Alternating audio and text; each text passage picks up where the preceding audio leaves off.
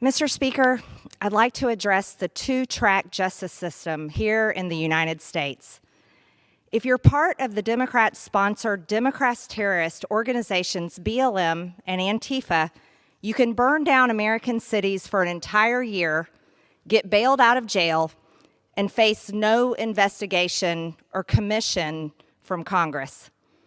Meanwhile, if you're a Trump supporter who happened to be at the Capitol on January 6th, you face exorbitant bail, solitary confinement, abuse of jail guards, and no due process. This is an outrage. Just today, just this week, Congress told all of the American citizens that Congress cares more about Congress than the American people.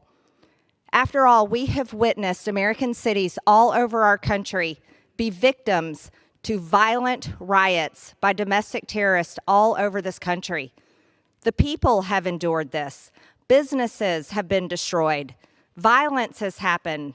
Police officers, night after night, have been abused, have had to endure these violence, riots, attacks, on and on. But yet this institution has been focused on itself and focused on investigating January 6th, even though there are many investigations already happening here through the Senate and the House committees. There have already been over 445 people arrested from January 6th. There are also more than 100 to be arrested soon. There is justice happening for the riot here at the Capitol on January 6th. Republicans and Democrats together are against the violence and the riot that happened here in the Capitol on January 6th. But the problem lies with this. Republicans and Democrats are not together on the violence that's happened to the people all over this country throughout the past year. And that's why Congress is only concerned with itself and not about the American people. Rioters did a horrific and jaw-dropping amount of damage to cities across America. During 2020, there was up to $2 billion in damage due to the riots that swept the nation, the most expensive in insurance history. By the way, that's not a $2 billion bailout fund coming from the government. That's not a taxpayer-funded check. That's private money. That's private money that insurance companies are having to pay because domestic terrorists rioted. The damage done to federal buildings has been incredibly costly. BLM rioters in Nashville set a federal courthouse on fire. The destruction is estimated to have cost $1.2 million in damages. This is a federal courthouse. Why were those involved attacking and setting fire to this federal courthouse not called insurrectionists? It's a question that needs to be asked. Rioters in Portland destroyed barriers and attempted to burn down government buildings, causing $1.6 million in damage to the federal courthouse downtown. See? Why is this not called an insurrection? And again, why is Congress not concerned with creating a commission for this type of damage and the people that caused this attack? In Guilford County, North Carolina, a courthouse was broken into and set on fire, resulting in roughly $200,000 in damages. Again, it's a courthouse. Why is that not called an insurrection? And there's not a government bailout and a commission in place to investigate these things. Los Angeles, Oakland, Louisville, and Dakota City also had damage to federal buildings. These cities are not being named. Members of Congress are not demanding a commission to investigate the damages happening to the federal buildings in these cities. No one is being called insurrectionist for the damage that is done to these federal buildings. As a matter of fact, most of the time, if you watch the news, they're called peaceful protesters. These are not peaceful protests. These are violent domestic acts of terror, and this is exactly how they should be viewed, and this is how they should be handled. The looting, burning, and destruction across America has cost cities millions and millions of dollars. Riots caused an estimated $55 million in damages in Minneapolis alone. Minneapolis city officials estimate 700 buildings were damaged, burned, or destroyed, including, in one estimation, 360 local businesses. But I have an article right here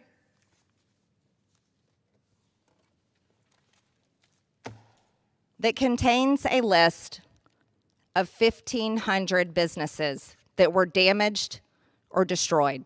1,500 businesses. By the way, it's these businesses and these business owners that pay the taxes that fund everything that we do here. These people should matter. Their businesses should matter. Why is there not a commission investigating this? Why doesn't Congress care about these people and their businesses? Rioters in Portland set up an autonomous zone and ultimately cost the city $2.3 million in damages. An autonomous zone? What is an autonomous zone? And how can people take over part of a city, an American city, and say that it is theirs and that they control it and that no government authority can come in and enforce law and order in this part of the city? But yet this is what happened with peaceful protesters in Portland. They created an autonomous zone, costing the taxpayers of Portland $2.3 million in damages. Again, that was not a bailout fund. Those are people's actual dollars, private citizens' dollars. Riots in New York are estimated to have cost the city $115 million. One Friday night alone cost the city $100,000 and resulted in the arrest of 150 rioters. That was just in one night. The arrest of 150 rioters. It's unbelievable. Riots in Salt Lake City cost at least $100,000 in damages. Riots in Wichita, Kansas cost the police department nearly $1.5 million in overtime because they had to work. They had to show up for another shift when they were exhausted from working the shift before. So they had to be paid overtime because they were overrun with rioters. Riots in Denver cost the city at least $5.5 million in damages and overtime. This is unbelievable when there are Antifa BLM rioters, domestic terrorists, causing so much violence and damage in a city that these cities and police departments are having to call their police officers back in after working their shift, their long hours. No, I'm sorry, you can't go home to your family. I'm sorry, you can't go home and do things that you need to do in your regular life. We need you to come in. We need you to come back and work overtime because our city is overrun with violence.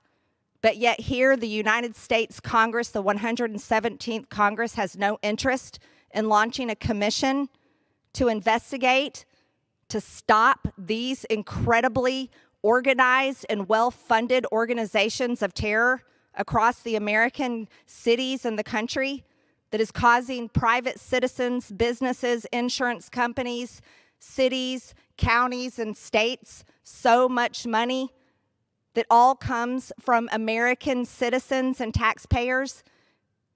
You know, money is not created right here in Congress.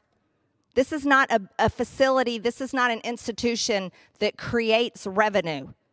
The only revenue that Congress operates on is the American people's tax dollars that they have to pay right here to the federal government. Congress needs to learn to put the people first and not itself. Riots in Baltimore cost the city an estimated $26 million. Again, taxpayer dollars, private citizens' dollars.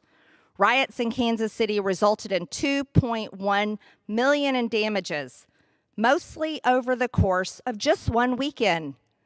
That's some kind of party, isn't it? Where Antifa and BLM terrorists can go out and just riot in violence and rage in one weekend, costing a city $2.1 million. Rioters in Kenosha, Wisconsin, injured police officers set off fireworks near the police and courthouse and set at least 2 city trucks on fire. Altogether, the destruction cost the cities $50 million. Does anyone understand what $50 million is? That's an exorbitant amount of money in damages for people that were angry and think that it's okay to riot and destroy other people's property, other people's businesses, and tear down a community. There's no excuse for that.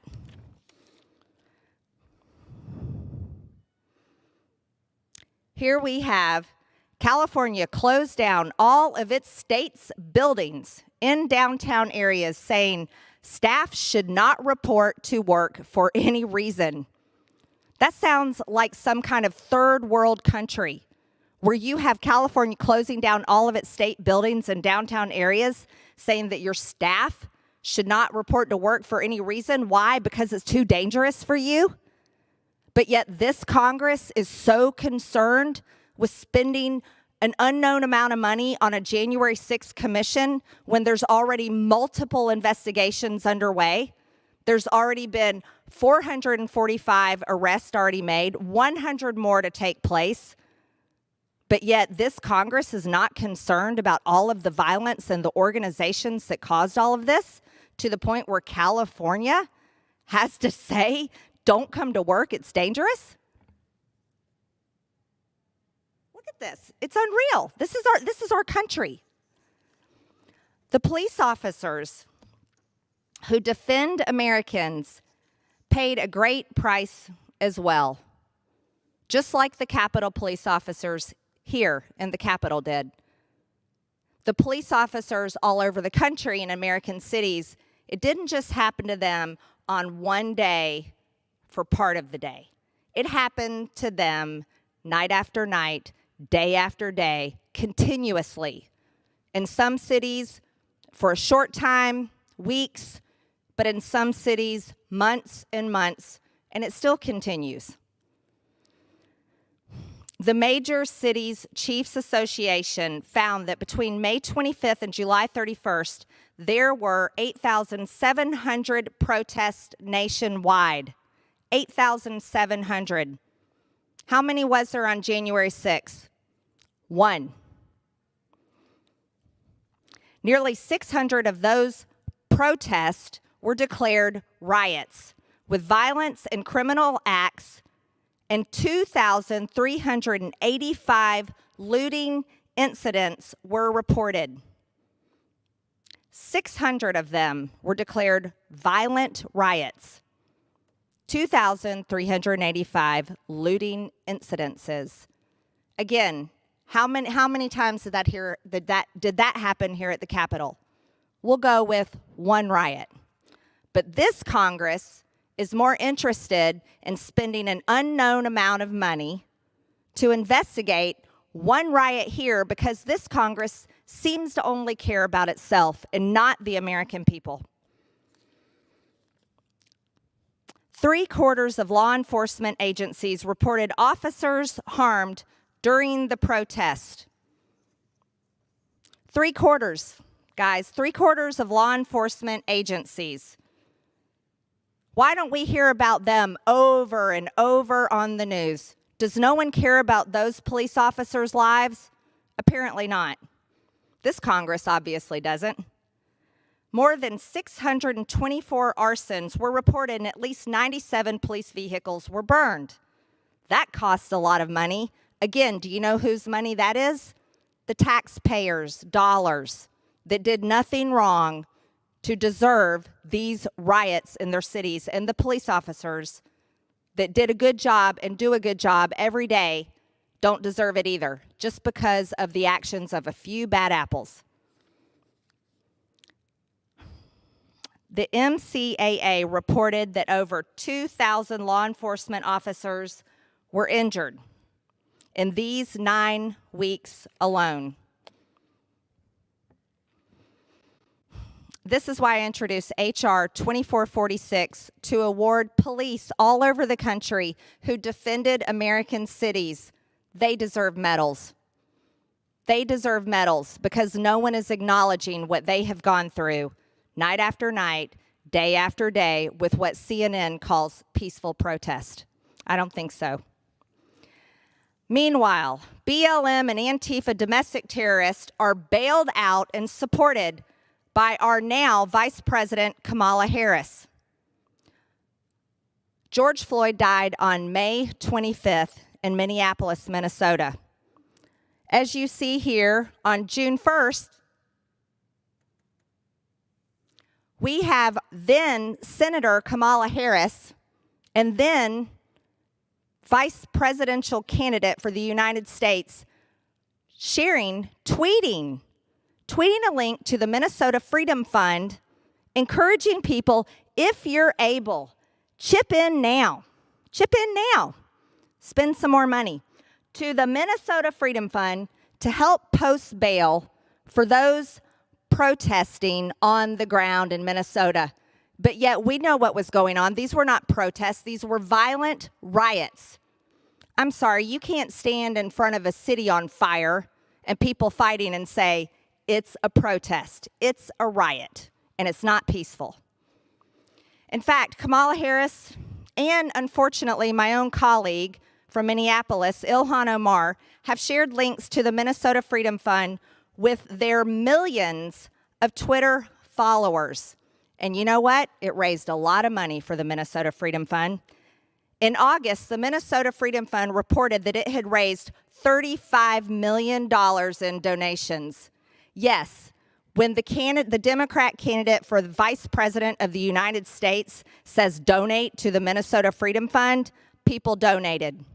When the Congresswoman from Minneapolis, Minnesota, shared on her Twitter to millions of followers and said, pointed down, meaning follow suit, donate, guess what? They raised $35 million. And guess what happened from that? As a result of all the money raised by then Senator Kamala Harris and then the Democrat Vice President candidate of the United States, now our current Vice President and current Congresswoman from Minneapolis, Minnesota, 184 domestic terrorist criminals that rioted, 184 of them were bailed out from the Minnesota Freedom Fund. The criminals they helped bail out include a woman who shot at the SWAT team, another woman who is accused of killing her own friend, and a convicted rapist. That's just a few of the people that were bailed out with the money raised directly for the Minnesota Freedom Fund by then Senator Kamala Harris and Congresswoman Ilhan Omar, shared on their own Twitter pages. Can you imagine if a Republican Congresswoman or Congressman or a Republican senator or a Republican president shared a bail bond link and said bail out the protesters from January 6th? Can you imagine the result of that? It would be unreal. There has been no lashback. There has been no consequences. There has been no action taken from this irresponsibility, supporting domestic terrorists who are responsible for violence, crime, and costing the innocent American people an exorbitant amount of money, stress, ruining communities, ruining people's livelihoods, and tearing apart our country. No accountability whatsoever. The criminals, these Democrat lawmakers have also voted for defunding police departments across the country. So while they also raise money for domestic terrorists committing crimes to be bailed out of jail, at the same time, they legislate and vote to defund police. H.R. 1280 that they voted for and passed removed qualified immunity. That means police officers can be sued if someone is upset with them for their actions on the job. Police officers don't make a lot of money. They can't afford big attorney bills. It will ruin them just because someone may get their feelings hurt because they got arrested. H.R. 1280 also will allow police officers to be put on a list. That means whether it is proven or unproven, someone can accuse a police officer of doing some sort of wrong, and their name and information gets put on a public list that the Department of Justice will manage on a website that's open to anyone that wants to look it up. Founded or unfounded, their actions, no matter it's true or not, their name goes on this list and what they're being accused of.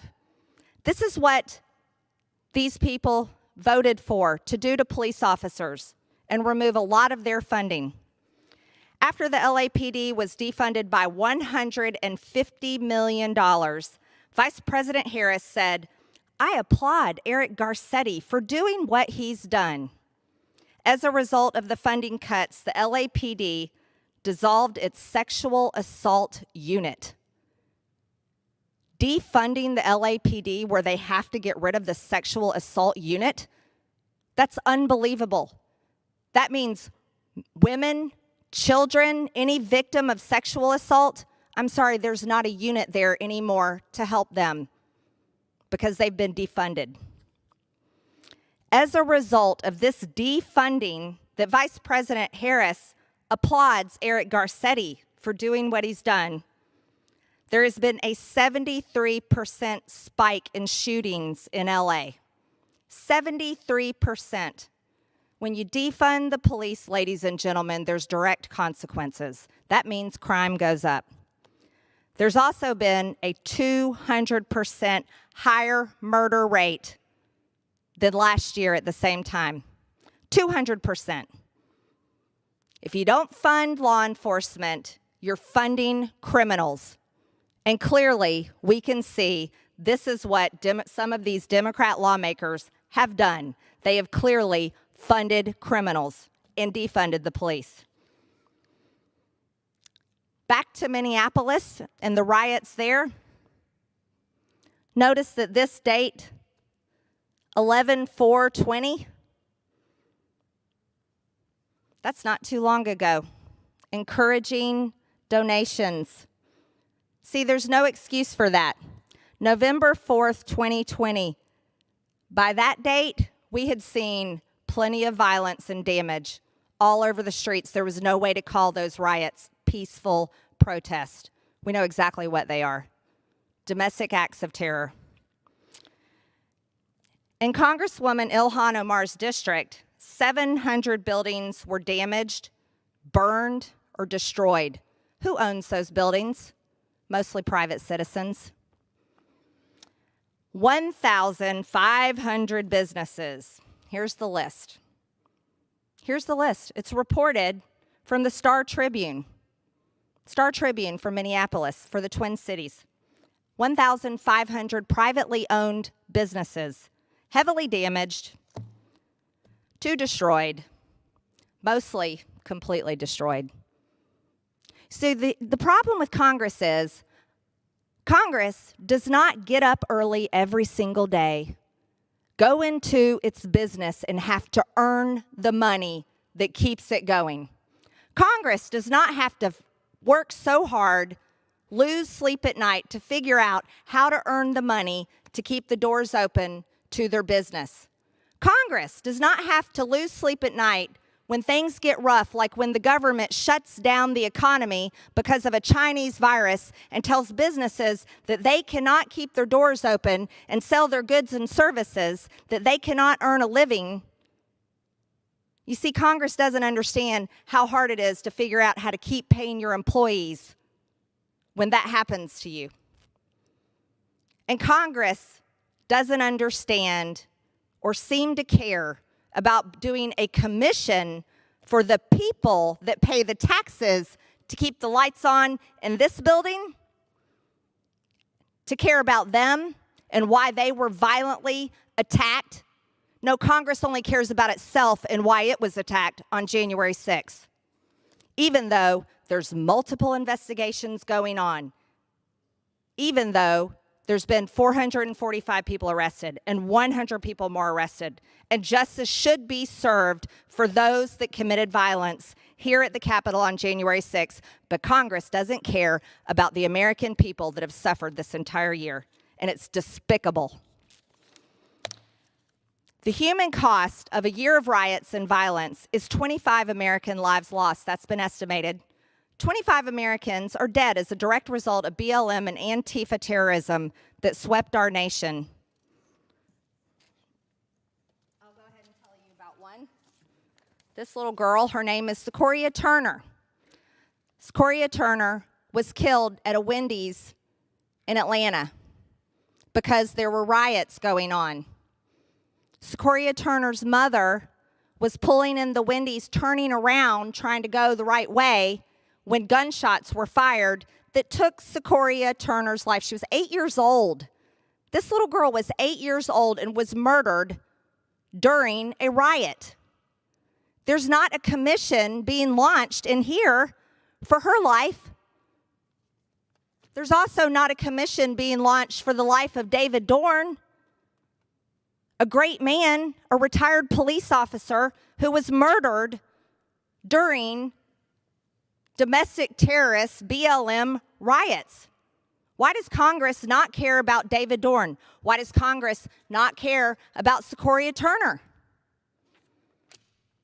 Despite all of this damage, there is no investigation into domestic terrorism from Congress. We have no commission launched to investigate the funding of Antifa.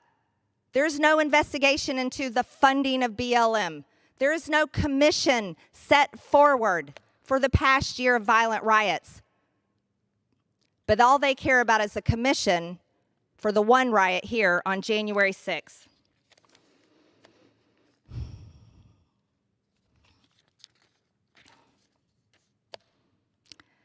The accused on January 6th they've been abused behind bars. They've been denied due process rights. They are still being held in jail.